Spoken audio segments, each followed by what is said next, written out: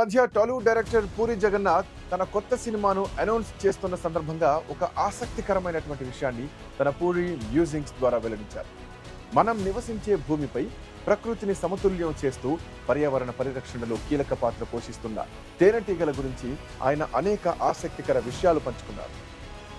తేనెటీగల సామాజిక నిర్మాణం, అవి తేనెను ఎలా సేకరిస్తాయి, వాటి కమ్యూనికేషన్ నైపుణ్యాల గురించి వివరించారు.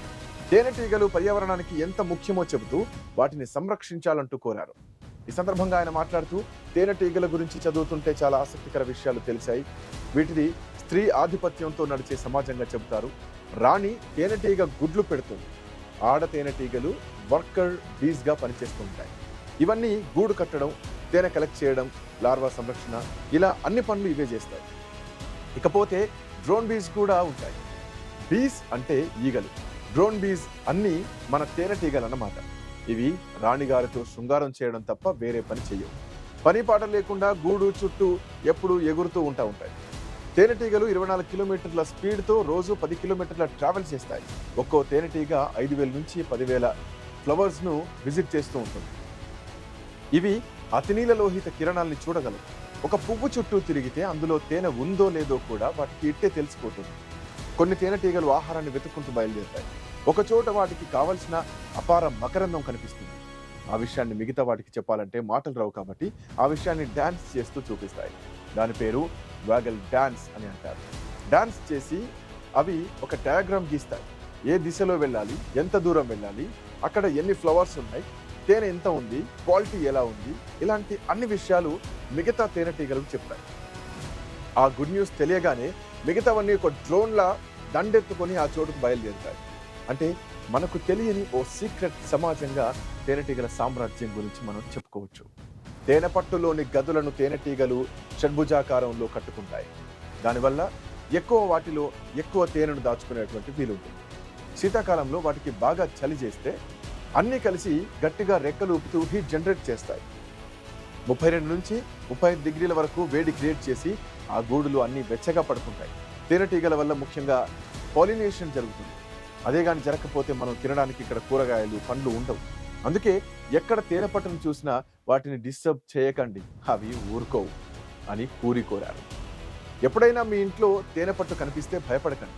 కొందరు అలా కనిపిస్తే అరిష్టమని ప్రచారం చేస్తారు. కానీ వాటికి మీ ఇల్లు ఎంతో నచ్చింది కాబట్టి అక్కడ గూడు కట్టుకోవడానికి వచ్చాయని గుర్తించారు. వాటిని డిస్టర్బ్ చేయనంత వరకు వాటి వల్ల ఏ హాని ఉండదు. పురుగుల మందులు కొట్టడం వల్లే వీటి జాతి అంతరించిపోతుందని చెబుతున్నారు శాస్త్రవేత్తలు. ఇవే లేకుంటే మన మనుగడ పూర్తిగా లేకుండా పోతుంది. మనం అన్ని తయారు చేయగలం, కానీ కృత్రిమంగా తేనెను మాత్రం తయారు చేయలేము. ఇంట్లో ఉండే తేనెను అర స్పూన్ కూడా వేస్ట్ చేయొద్దు. ఎందుకంటే ఒక తేనెటీగ తన జీవిత కాలంలో 10,000 కిలోమీటర్ల దూరం ట్రావెల్ చేస్తూ కష్టపడితే ఒక అర స్పూన్ తేనె తయారవుతుంది. అందుకే తేనె చాలా విలువైంది. తేనెను సరిగ్గా దాచిపెడితే ఎన్నేళ్ళైనా ఉంటుంది, ఖరాబ్ అవ్వదు. ఎన్నో వేల సంవత్సరాల క్రితం ఈజిప్ట్లో దొరికిన తేనె ఇంకా తినడానికి పనికొస్తుంది అంటున్నారు పూరి జగన్నాథ్. ఆయన చెప్పిన ఈ వివరాలు చాలా విలువైనవి.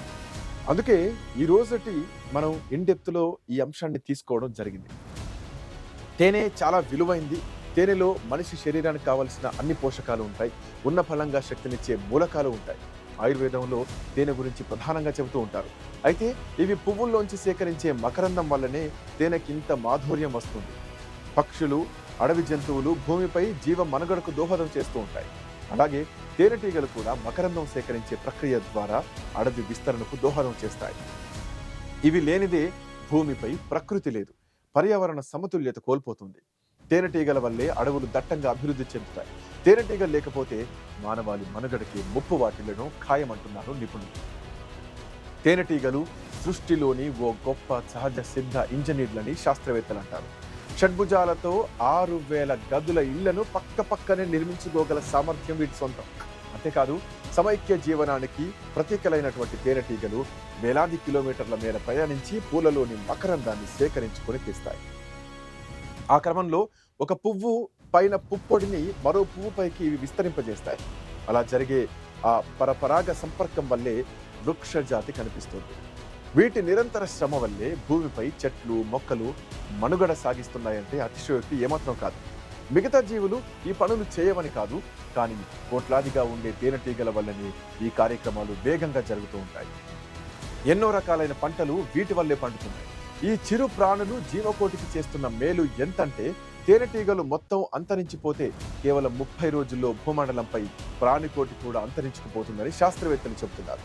అంతటి విశిష్టత గల తేనెటీగలకు మానవాళి వల్ల పెద్ద కష్టం వచ్చి పడింది. 180 రకాల తేనెటీగల జాతులు అత్యంత ప్రమాదంలో చిక్కుకున్నాయని ఐక్యరాజ్య సమితి తమ అధ్యయనాల ద్వారా తేల్చెప్పింది. వీటిని సంరక్షించుకునేందుకు స్వయంగా తానే రంగంలోకి దిగింది. భూమండలాన్ని పచ్చగా ఉంచేందుకు మట్టి, నీరు, సూర్యరశ్మి ఎంత అవసరమో తేనెటీగలు కూడా అంతే అవసరమని పరిశోధనలు తేల్చెప్తున్నాయి. కేవలం పూల మకరందంపై ఆధారపడి జీవించే తేనెటీగలు పంటలపై మితిమీరి వినియోగిస్తున్నటువంటి పురుగు మందులు, కాలుష్యం కారణంగా మరణిస్తున్నాయి. ఐక్యరాజ్య సమితి సైతం తేనెటీగల రక్షణకు ప్రత్యేక కార్యాచరణ రూపొందించి ప్రపంచవ్యాప్తంగా అమలు చేయాలని అన్ని దేశాలను కోరుతుంది. అంతగా ఐరాస ఈ విషయంపై శ్రద్ధ తీసుకుంటోందంటే వీటి అవసరం ప్రపంచానికి ఎంతగా ఉందో అర్థం చేసుకోవచ్చు. తేనెటీగలు జీవ వైవిధ్యంలో భాగంగా ఉంటాయన్నది స్పష్టం. బయటకు కనిపించదు, కానీ మానవ మనుగడ అంతా వాటిపైనే ఆధారపడి ఉంటుంది.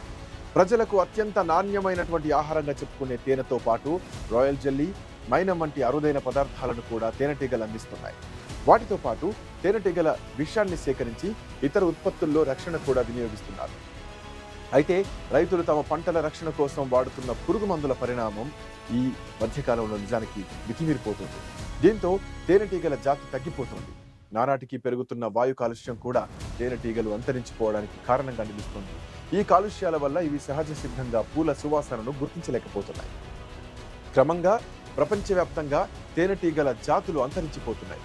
మన దేశంలో గత 10 ఏళ్లలో 13 జాతులు అంతరించిపోగా మరో 35 జాతులు ప్రమాదంలో ఉన్నాయని గుర్తించారు. అందుకు పంటలకు వాడుతున్న నికోటినియాయిడ్స్ కారణమని తెలిసింది. ప్రపంచవ్యాప్తంగా తేనెటీగల సంగతి చూస్తే ఇప్పటికే 18 జాతులు పూర్తిగా కనుమరుగైపోయాయని, మరో 180 జాతులు అత్యంత ప్రమాదకర స్థితిలో ఉన్నాయని international union of conservation curate ప్రకటించింది. యుద్ధ ప్రాతిపదికన తేనెటీగల సంతతిని పెంచకపోతే సమీప భవిష్యత్తులో ప్రపంచం ఆహార కొరతను ఎదుర్కోక తప్పదని హెచ్చరించింది.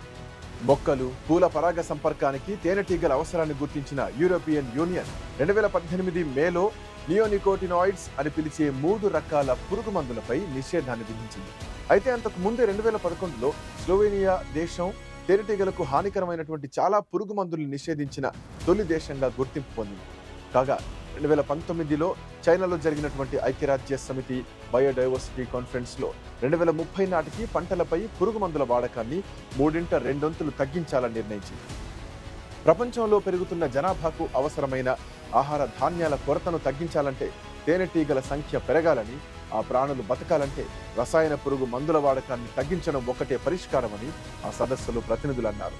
తేనెటీగల ఆవాసాలను రక్షించడానికి ప్రభుత్వాలు, సంస్థలు, పౌర సమాజాన్ని చైతన్యం చేసి ప్రోత్సహించడానికి ఐక్యరాజ్య సమితి ఏటా మే 20న ప్రపంచ తేనెటీగల దినోత్సవం నిర్వహించాలని ప్రకటించింది.